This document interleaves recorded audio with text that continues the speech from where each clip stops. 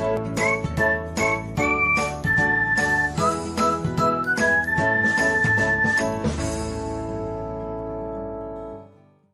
everyone, welcome back to another episode of Technologyglance.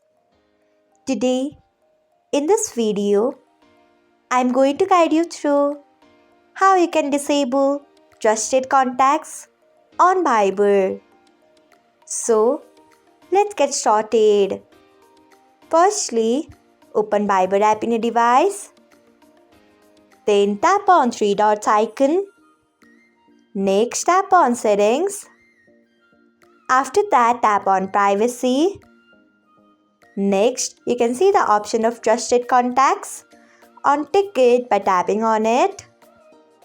So, this is how you can disable trusted contacts on Viber. Thanks for watching. If you found this guide helpful, we would love it if you hit the thumbs up button below. We upload great new tech tutorials like this one every day.